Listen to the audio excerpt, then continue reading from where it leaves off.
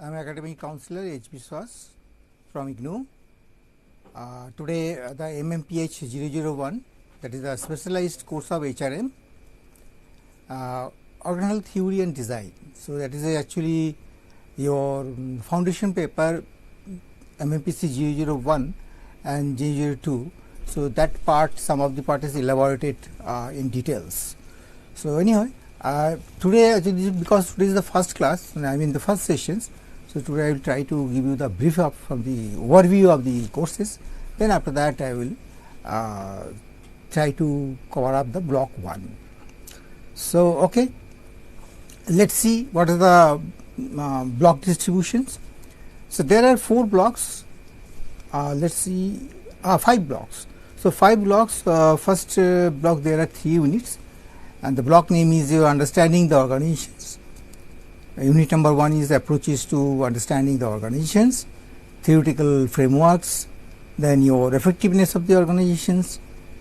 The second block is the basic of the organizational structures. That means first things we have to understand the organizations, and the second block basically the structure of the organizations, and there are some of the fundamentals, and then the factors affecting during the formulating the structures, what type of factors, that part is in unit number 5.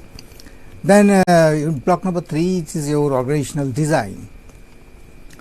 So design, there are basically the topologically, but topology of the organizational design where the verticals, horizontals, flats, pyramid, different type of organizations, that part is there. Your unit 6. Unit 7 is your contemporary organizational design.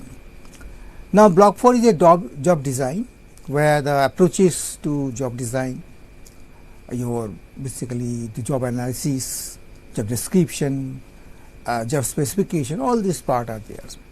Then emerging trends at the work, and rather I can say what are the issues for the present scenario. That part is unit number 9. Then last block 5 is your internal dynamics. There the role of the organizational culture and the design, and your organizational conflict. So this is the way the total block has been prepared for this particular organizational theories and design. So now let's see by the unit wise.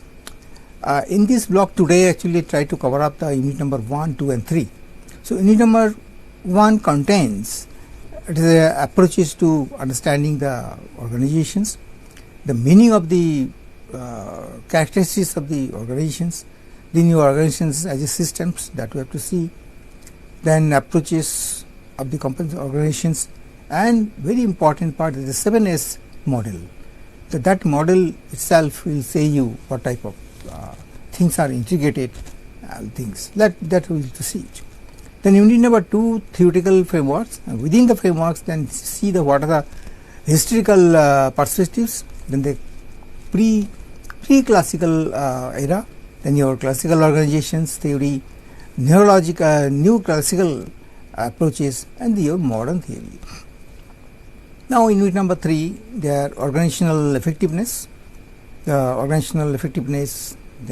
what are the determinants of the organizational effectiveness, then evaluating the effectiveness, then how to make the organization effective, then the case study, and see the evaluating branch of the performance. So it is the unit details basically. Now first see the first unit, approaches of the, and basically at the time we have to understand the organizations.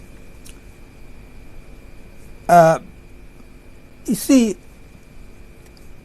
actually, as we know, earlier we have came to that organizations where the people are sitting together with some specific goal and act for the common goal and achieve the things. So that is basically the organizations where the people are working. Now, what type of approaches should be there? Basically the 7S models. An organization, there is a collective way you have to work it. Everybody have a specific task, and that all these tasks to be fulfilled, and that is basically the target. And To do so, we have a coordinations and the delegations among the group members. So everybody have some different specific tasks and they have to be responsible for that, and some delegation is to theirs. So delegation basically is necessary to allocate the group members which equal work according to their capability, and coordination is required to achieve the organizations as a goal and the precisions. Because when you are decided, you are responsible for that jobs. Fine. Other persons, these different levels and hierarchy levels, from top to bottom, everybody have some tasks and responsibility, and delegation of power is there. Now it has to be coordinated. So without coordination, you cannot fulfill the jobs. So that's why the coordination is very important part. Then only we can achieve the things. Now organizing. Organizing is actually subject to larger activity of the managing, how to manage the things. So it is the process which the structure of the organizations is created and maintained. The process, what are the processes that includes? That is the determination of the specific activities necessary to accomplish the objectives. As I said, the grouping of activities and your assigning this to specified position and persons. So level, we can say the particular level some activities are assigned. The creation of the network of positions persons means manager, senior manager. In top level you can see, then in the lower level supervisor, workers. So what are the positioning and that persons within the network? So for purpose of the planning, motivation, communication, coordination and control. This is the basic pillar of the, we can say it, for the network. Now let's see the characteristics of the organizations. What are the characteristics? The organizations has a central coordination systems. Central coordination systems where the organization is the your differentiated internally. Then the organization is legitimate. The organization is your characteristics establish what is achieved. That is one of the things. Then organization is basically flexible. The organization is a part of your social transformations. Means focus should be some objectives as fixed, formulated by the top management, fulfill it, achieve it. At the same time, it should be aligned with the social systems, because ultimately it will be transformed for the purpose of the social purposes. Now, organization as a system, when I am talking about as a system, the organizations are system of some interacting components. The below form work emphasize four major mental components such as tasks, people, technology and structures. There are four basic components, we can say it. The four components along with the organization, its inputs and outputs are key elements in the task environment. The tasks of organization, its mission, purpose, of goal for existence. The people are the human resources of the organizations, because what are the people? That is basically human resources. The technology is the wide range of tools which are to be implemented. Knowledge or the techniques used to transform the input into output. So whatever the things as an input, the human resources, then your technology and whatever the tools are required for that, knowledge itself, these all are the input basically. And after the transformations, whether the object is when it is transformed, you can see that is your output. Now, again, the part of a systems, the structure is how work is designed at the micro level, as well as how departments, divisions, etc., and the overall organizations are designed at the macro level. It means departmental wise, when you are talking about the departmental wise in a micro levels, so that is your micro oriented systems. When you as a broader sense for the total overall organization part, that is actually your design for this type of design, basically your macro levels. So with these major internal components of the organizations as a systems, there is organization, tasks, environment such as suppliers, customers, and your regulators. These all are also a part of your, even though it is all our external part, but that environment is also affecting in the organizations also. There are also a impact on the your organization systems. Now, this is one of the organizational boundary such that a structure is there, tasks, people, and technology. As I say, there are 4 components, and then that is the one of the layer. Then outer layer is basically your environments.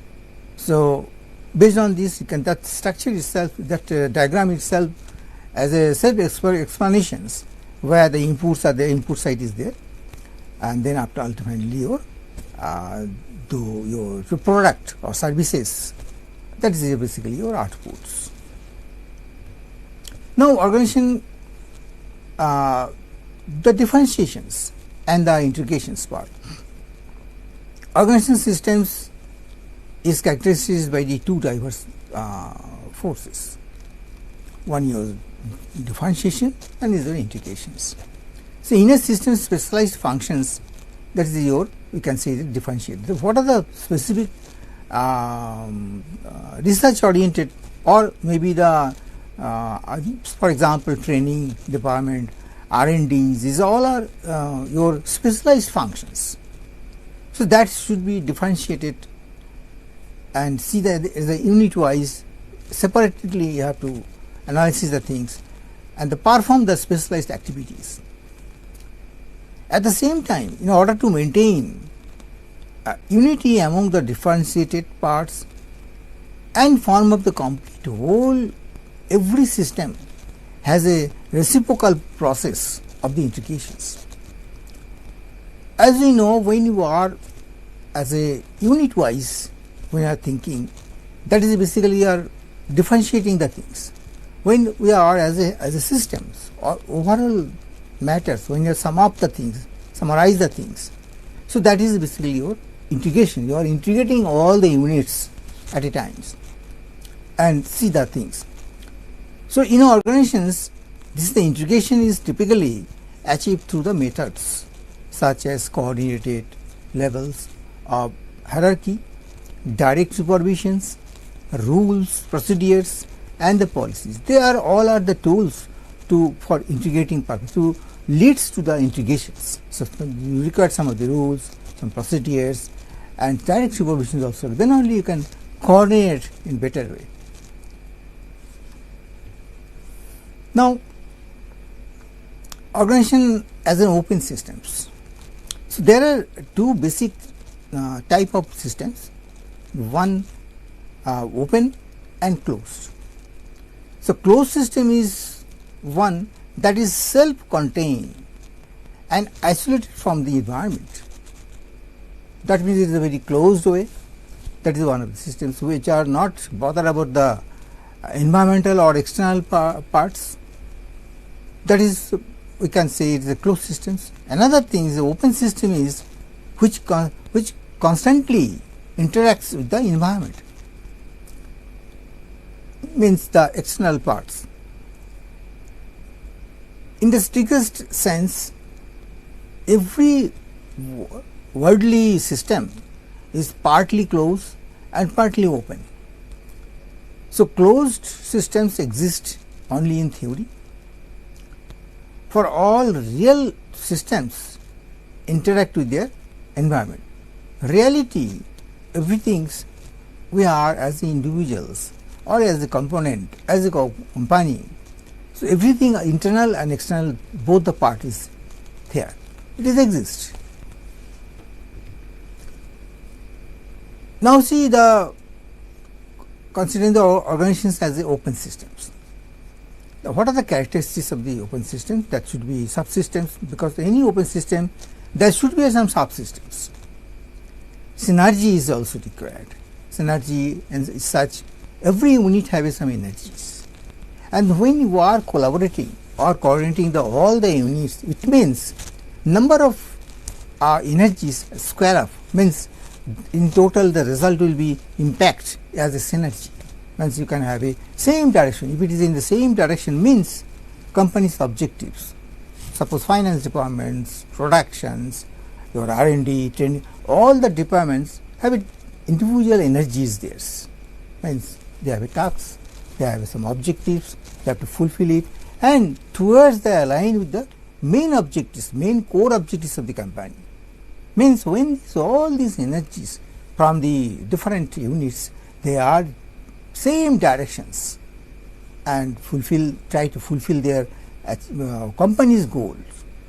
That is actually the synergy, we can call it. That is also part of your open systems. So, that is the one of the point in the open systems. So, we have to see that every units, every departments, every compartments are really following the objectives set by the management.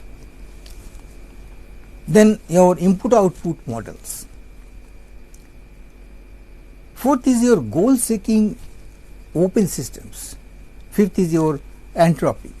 Sixth is steady state, and finally the seventh is your feedback.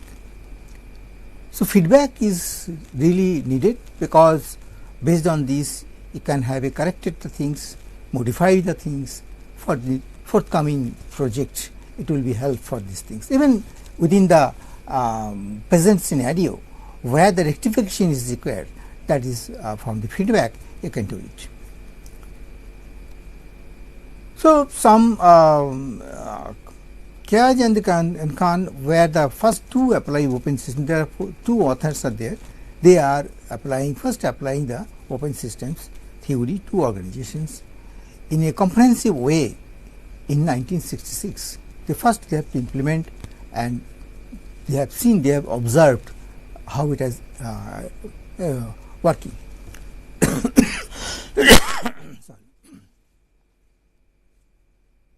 The organization as an open system, again the organization systems may be expressed in terms of input-output mechanisms. All systems transform into outputs. The system is viewed as a transformation process in dynamic interactions with the environment, and there are three basic elements in the input-output. What are the things? One is the inputs, another process, and output. As we know, any input-output device, there means three parts is there. First one is the input, then some process will go on, and then finally you get the results. And the input is basically your resources, which are applied for the application for the processing applications. Then process is the activity that the functions that are performed to transform the your resources. Output is basically the product and the services, and which are actually come out. That is your systems. Now, here some of the system interact with the environment. That this figure out there, that figure is there, where you can see there is an internal interface. Then your some of the feedback mechanism is also there, as I said. Inputs are there, then your transformation mechanisms, then after that output and users, finally those who are end users basically. So, this that picture is showing, I mean that diagrams, and finally you see the external interface are there, and feedback mechanisms, as I said, is very important part, which are really in terms, you see the arrow, that it is going back from the output compartment, it will coming and again in the input pipes. That means if any change is required, that can be intimated to input sides. Finally, they have to fine tune it and do it accordingly, so that we can get the outputs as per our desire. Now, approaches to the organizations. Then the nature of organizations can be better understood by using the different metaphors. Morgan, he illustrated basically, he defined that the figure of the speech, that characteristics of the objects in the organizations. Another one, so, this organization is basically the machines, or we can say organizations as a organisms, or we can say it is a brain, organizations as a cultures. Then you can see the political systems, psychic prisons, flux and the transformations, instruments and domination. Means here he wants to say the organizations to try to complete, give you approaches basically everywhere. Even in our human body also, we have a brain, we have a lot of components, the parts is there. We have a liver, kidney, stomach, hands, eyes, nose, every have a different function is there. Overall it is coordinating and integrated in such a way. That's why we are performing, we are working, we are learning. It is now, you see, the data, everything are storing also, the memory is also there, and at the time you can also retrieve also. So it is a knowledge management, you can see. In the organizations also they have some systems should be there, data can be preserved, or the things have to be, if something is, so time to time they can be retrieved. So it is a correlated, basically you see everywhere that organization's part is there. So this is the way try to explain, try to give the characteristics everywhere. Now coming to McKinsey's 7S model, very important model, where the organization effectiveness stems from the interactions of the several factors. This framework for organization change graphically, so we below the suggest several important ideas. Basically, this 7S model, it shows, I will give you, I will show you some of the diagram also, how it is connected. It shows the multiplicity of the factors that influence an organization's ability to change. The diagram is intended to convey the motion of the interconnections of the variables. The shape of the diagram is significant.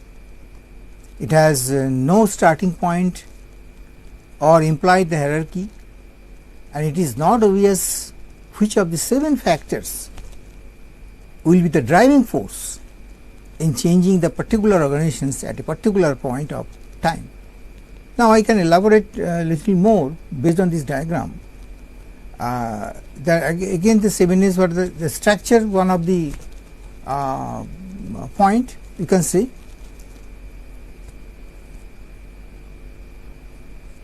Another is strategy, system, stop, skills, style and superordinated goals basically. So now how it is represented? Now this is the way it is represented, the models like this way. That is, you see here the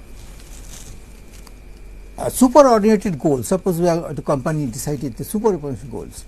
So now as I say, there are 7 note points are there. One is your staff, means the employees. Then the style means what the way you have to functioning the things. Then systems, what systems are these. Then you have structures, and then your some strategy and skills. So all these things you see how it is interconnected. These are all are the interconnected, and there is no starting points.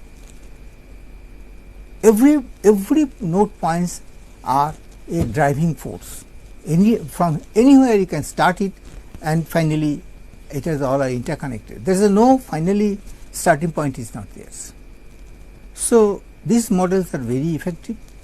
7S model, McKinsey where he has worked that time, he has implemented in his company itself, and finally he has achieved. Now historical perspectives we have to see it. There is some pre-classic era, then your classical era, and now presently you consider neoclassical approaches and modern theories. So organizational theories can be broadly classified as I say, that is a pre-classic era.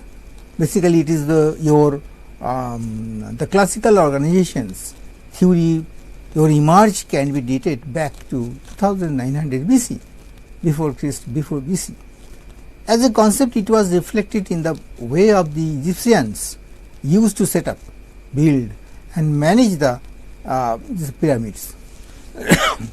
The conceptual models built around this time give rise to various theories that revolve around organizational working.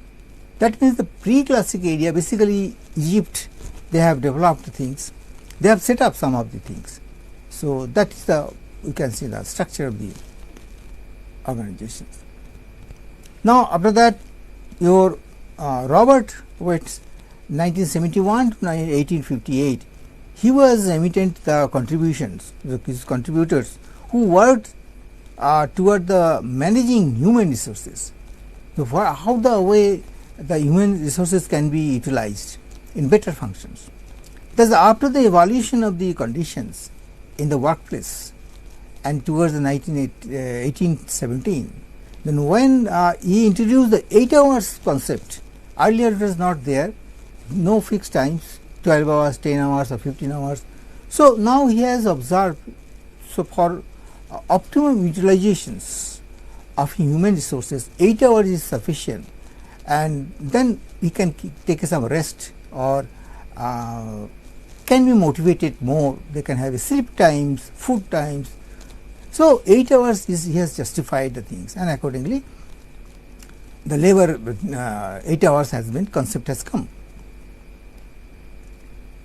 He came up with the idea to manage the employees and consider them for decisions.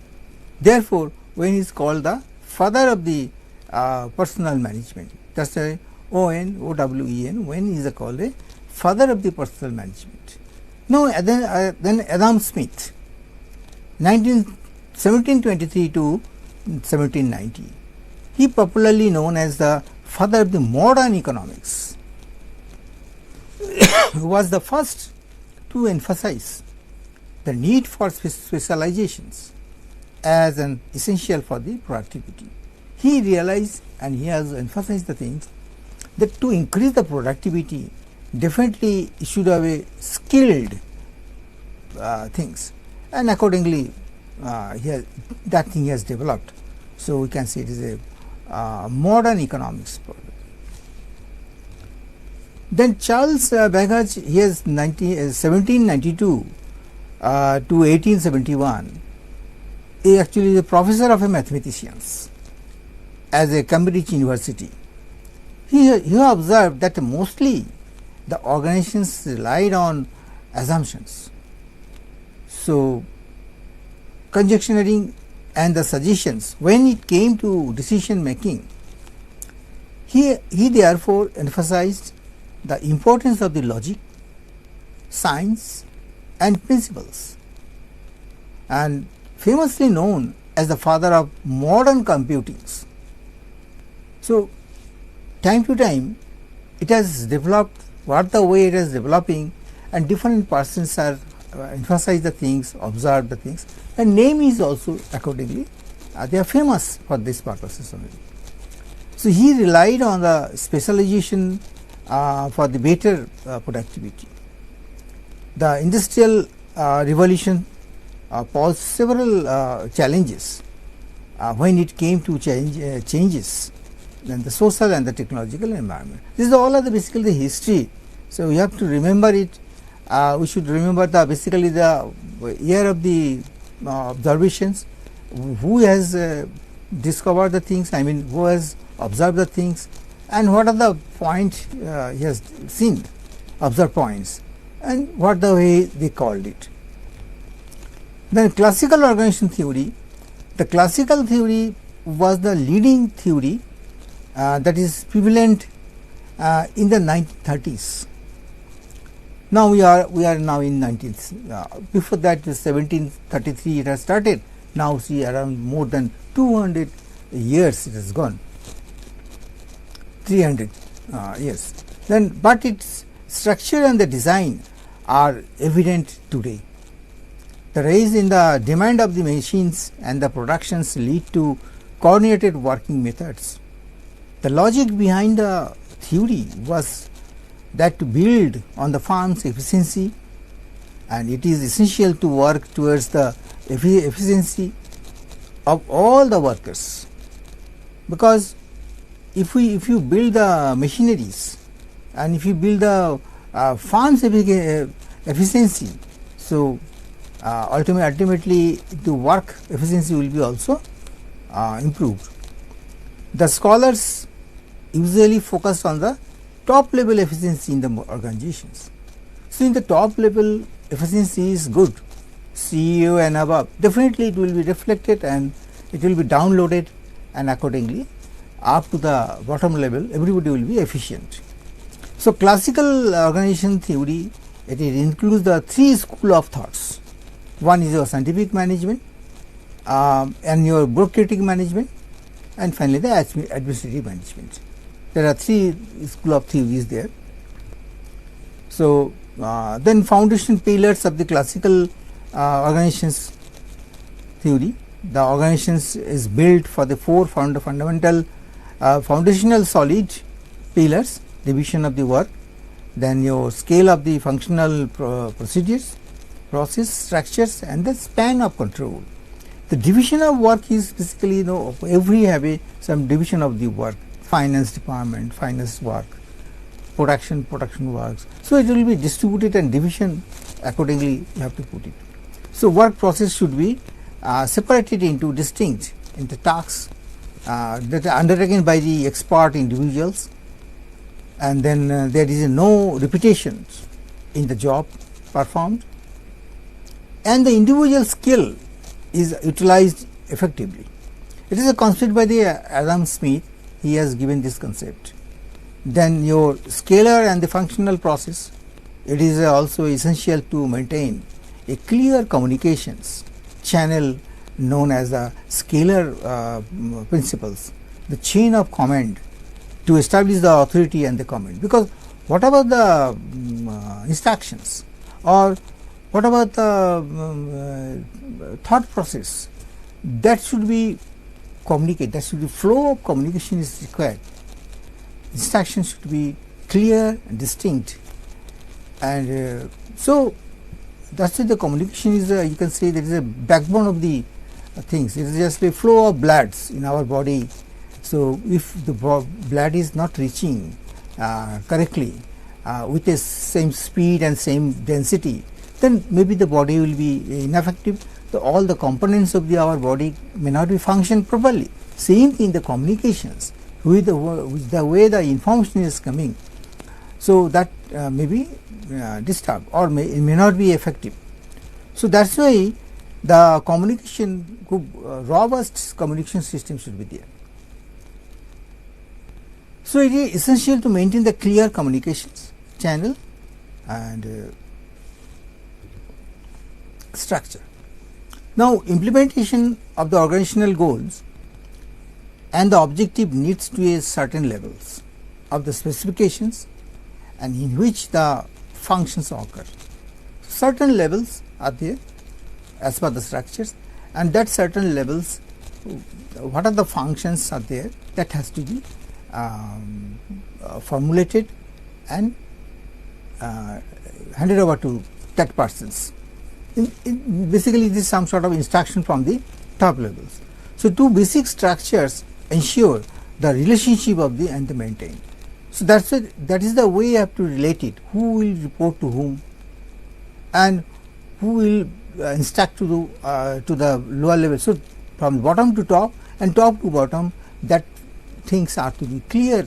It should be a transparent communication should be there, plus what are the instructions are coming, that will be relevant. So, organizational effectiveness is determined by the efficiency of the your functions. So, every functional area are working good, efficiently. So, overall organizations also effectively can work. So, it is related. One of the function is not functioning properly or not giving the desired values. So, whole the system will be disturbed, may not be reaching the things. So, it is as a team everything are working. Now, span control, it is a basically the primary purpose of the having a span control is to fix the number of the subordinates managed by one supervisors, because if, suppose for the tasks what are the responsibilities given, he requires some manpowers. I mean the human resources required as a supervisor, he required 3 to 4 persons for assist the works and to perform the works. He can monitor it, he can control it. So, that is why some manpower is required. So, see the span based on the work, the manpower to be given, so that work can be loaded accordingly. So, that is the span things. If the span is narrow and work is more, he may not be controlled it. So, it is depending what are the type of it. Yes, 2% is sufficient, or maybe sometimes here this department, the head, and maybe 4% is required. So, you have to decide it based on his tasks and the responsibility. So, span has to be decided by the based on the workload. And the subordinate under the manager is called the operative spans.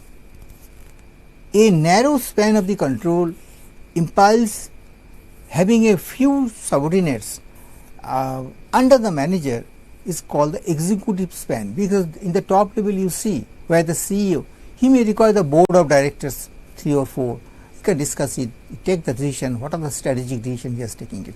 Below that maybe the general manager or maybe the managing director, general manager or maybe the deputy general manager, he has 1 or 2 persons, he has to interact with the 2 or 3 persons. So, span is narrowing side only for decision making purposes. But when it is bellowing, I mean on the front line workers, supervisors and your managers is such. So, their span is more, because they have to control maybe 10 or 15 workers or maybe the subordinates, have to maintain it. So, accordingly the span will be more. So, it is just shape of the structure will be just like a pyramid shapes, just like a triangle shapes. So, in the top level maybe the span is less. So, like this is a narrowing thing, this is the way. Now, see the diagram, it is more clear. You see the span of control in first in the top. So, one person's and left hand side top one, I can see it, that is there 3 persons are there in the subordinates, and rather you can see the wide span in the right hand side top, the wide span control means particular one person there, he has having a 6 subordinates, 6 persons are required, maybe depending on the workload. Yes, that is a type of things. Narrow span of the. So, this diagram itself is clear the span of control, how it is important. Now, different school of thoughts are there. The specific management approaches, the scientific management approaches. Taylor actually has described, because we can say that he is the father of the scientific management. He the movement, he has management movements. He was successfully moved forward the Frank and the Linnean, Gibbards and Henry, then your L. Gant and Emerson's. The Taylor also established many books like your shop management and the principle of the scientific management, which have your enteric worldwide attentions. So, that is the way the Taylor has very contributed a lot. So, Taylor used the famous time and the work study to plan and the manage work in the organizations. So, accordingly to Taylor, it is necessary to systematic analysis, design and investigate how the work gets allocated and performed. Then Taylor promoted also industrial engineering and your management basically to achieve the your simplifications and the efficiency in procedures. He suggested that stress be minimized. Main thing, the stress has to be minimized. He observed the things, the stress is sometimes create a very disturbing things, noise. You cannot perform the work effectively. So, even in the nowadays also it is very things are really quite relevant because the stress is this. There should be collaboration to do the work, because if you work in a very collaborative way, definitely you can reduce the stress and better way you can perform the things. The characteristics of the scientific management are basically he has given different characteristics. That is your objective of the method. Then he defined the approaches. He defined the defined plan. Then your discard old methods, because what are the old methods that has to be discarded, new method has to be adopted. Cut down on the wastages, because what are the wastages you have to cut down this. Then he emphasizes the techniques. Then changes in the attitude, that is also one of the point. A set of rules. Changes in the attitude, basically the motivational things, have to motivate to do more. Then specialization and scientific selection of the personals. So all of the areas are characteristics of the scientific management. Now criticisms of the classical theories. There is everywhere the criticism is also there. That has to be sometimes better for the management. The classical theory suffers from some limitations. Some of the disadvantages also there. That is, a human nature is multifaceted, because human nature cannot be static, it may be dynamic. So multifaceted these things. So it is tough to understand, because sometimes you are delivering some of the things, giving instructions, but he may or may not be effectively do the things. So it is a because mentally you cannot enter the things. So that's the behavioral sciences coming up. I mean, in between. So there are a lot of areas are there, and then you have to assume the human beings as a part of the huge machine, and then thus the neglecting the need of the relate and the belongs.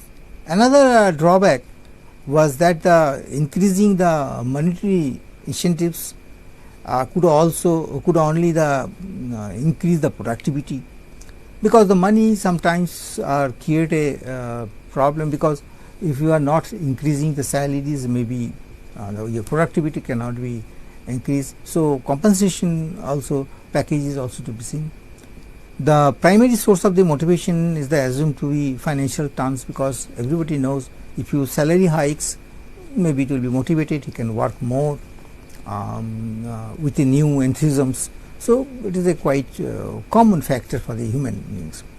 Therefore, the theory emphasize formal structures and relationship and the considerations of the organizations fixed and rigid, because that has to be seen. Now the environment. Now decision making also one of the process. Then environment at the context in which the organization operates. So environment is one of the important. Therefore, time and again the environment factors will influence how the organization functions and as it operates. It allows the capital incentive economics. Classical theory is primarily derived from the observation rather than the analysis, logic and facts.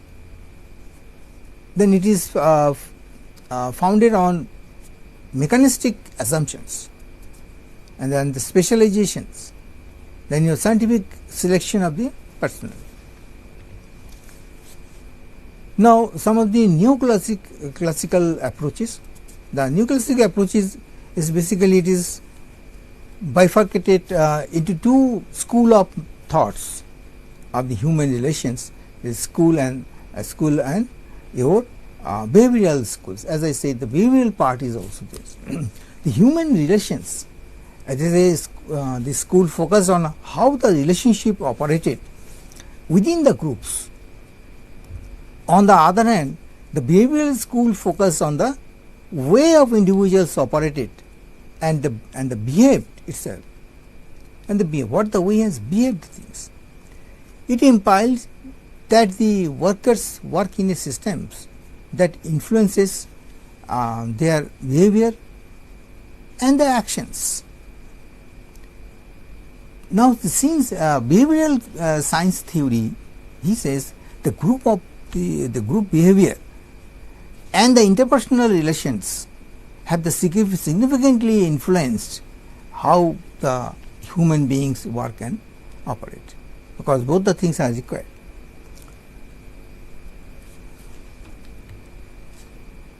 Now, there are some of the motivation models are there, that is as per that you can say Hertzberg's and your Maslow. There are two laws are there, methods they have declared models. Basically, there are two models are there for the motivational purposes, so that we can reduce what are the behavioral problems or maybe other problems can be reduced. So that models are there. So Magruder and the or Argyris is contributed that the individuals who has attained the self actualizations and need can contribute to the management, the development. The motivation was highly emphasized, and the tasks that an individual undertaken act as the primary source of your motivations.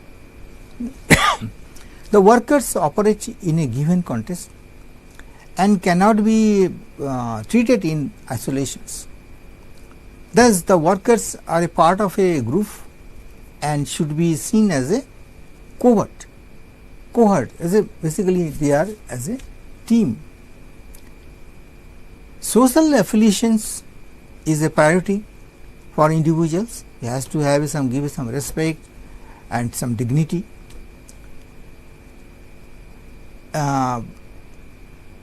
Therefore, the need to bound and relate plays as a crucial roles. The salary and other incentives hold less importance, because if we have a good need of culture and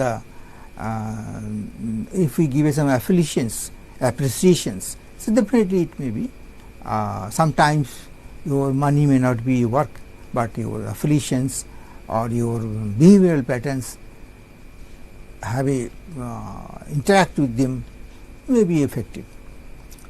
It is important.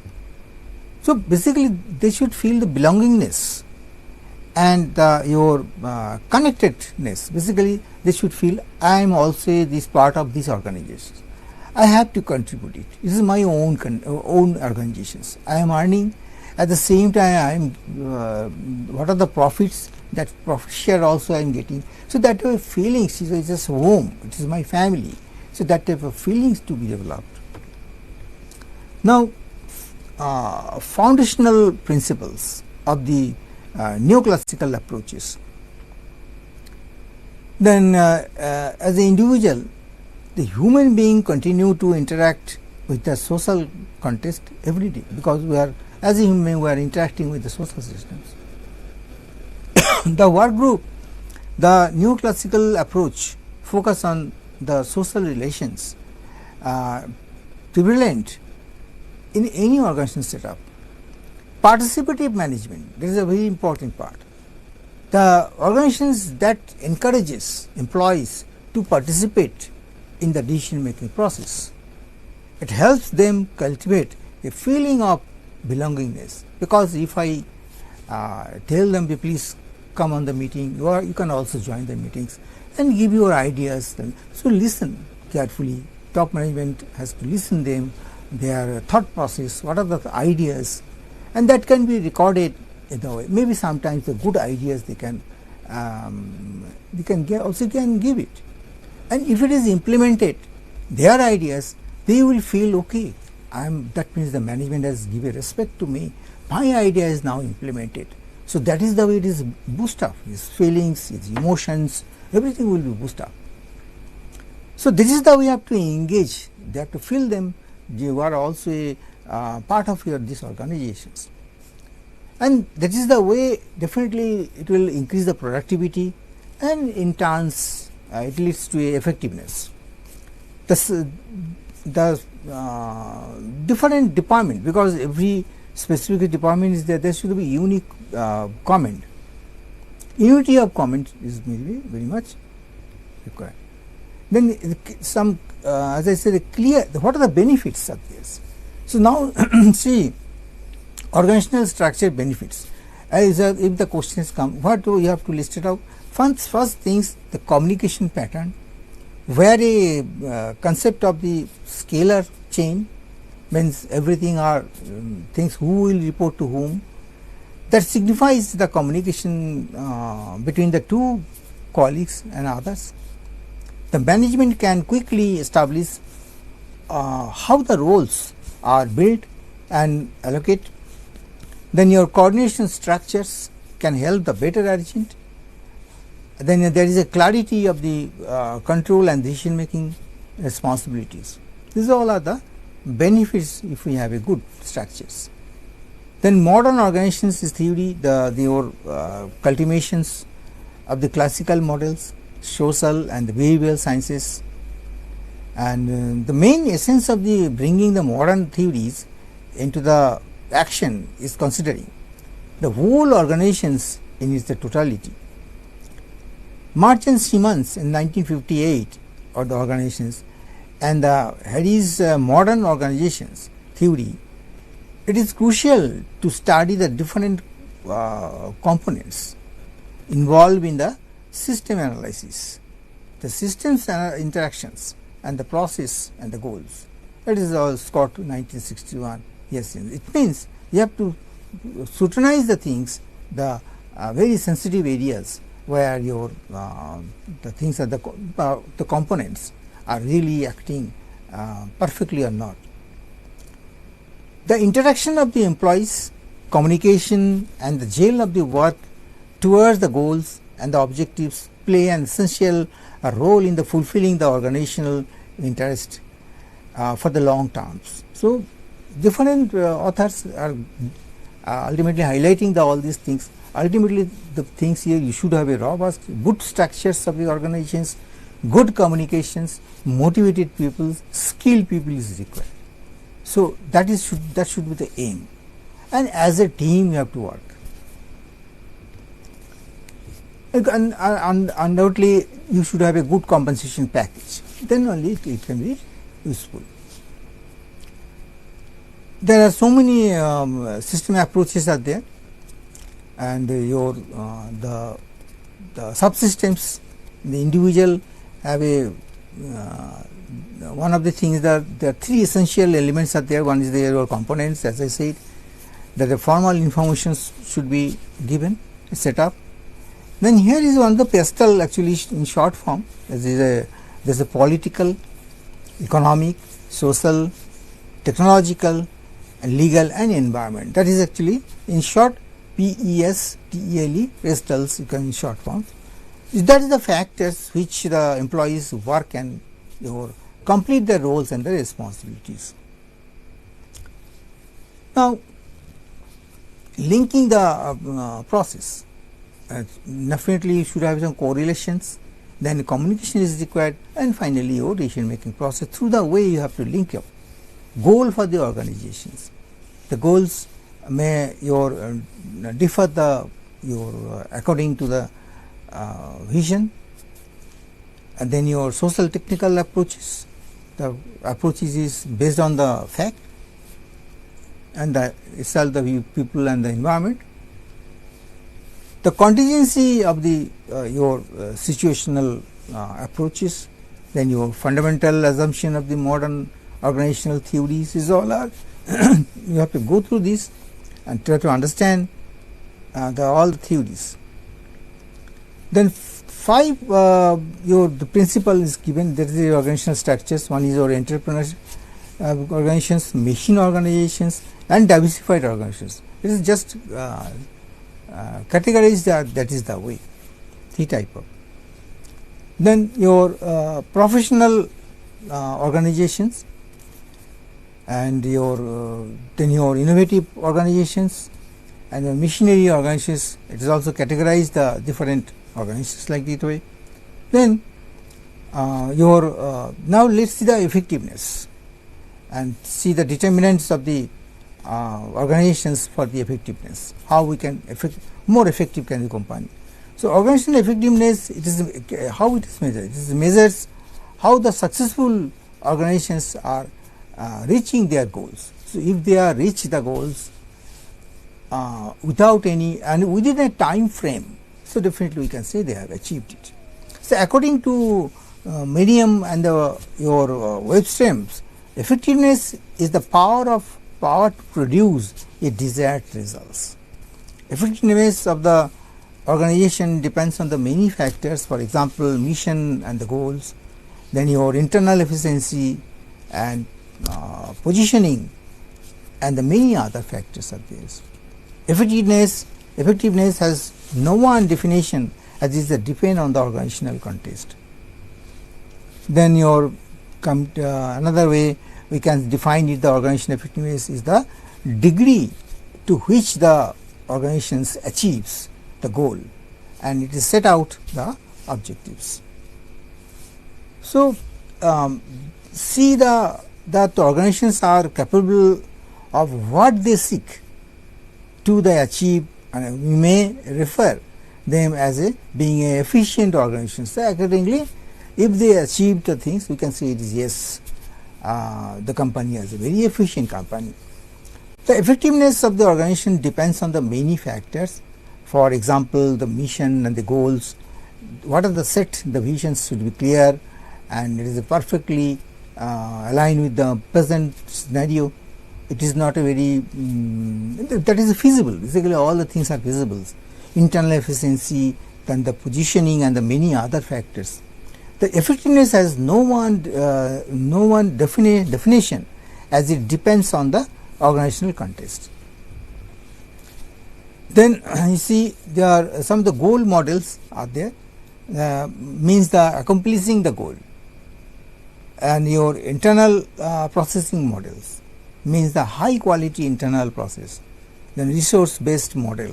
So there are so many models are there. Then main important is strategic consistency model. It is important. It means satisfying the strategic constituency and holds way over the other organizations.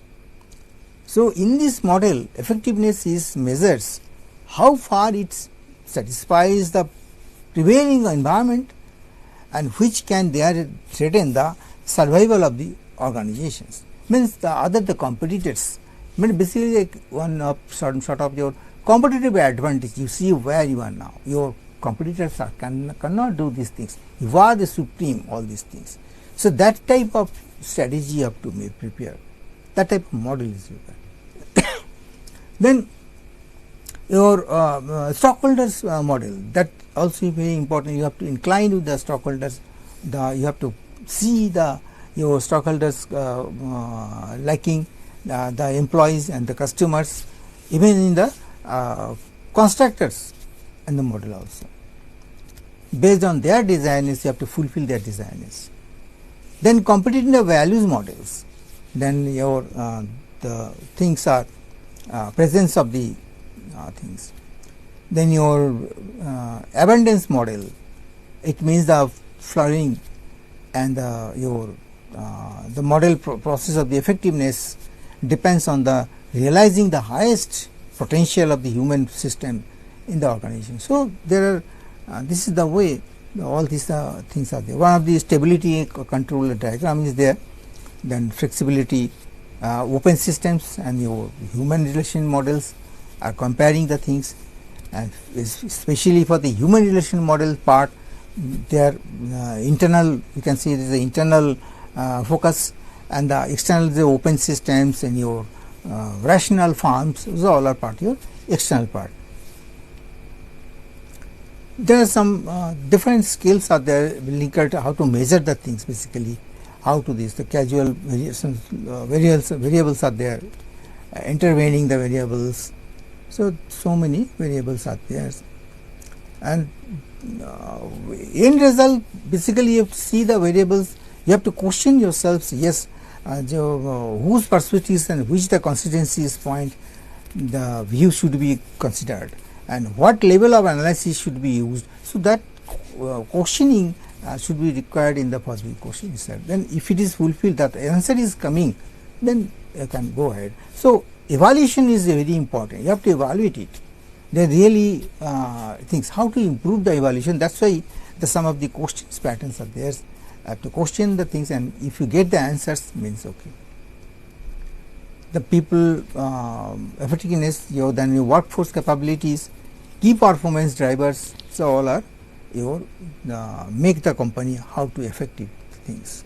So efficient thing, and then your organizational objectives, the objectives of the organizations should be such that it will value the society and return in the investment capitals.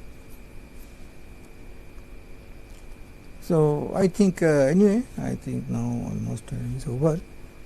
So let's see the okay. I think now almost I have covered up the block 1. So in the next session we have to go for block 2. Okay. Thank you.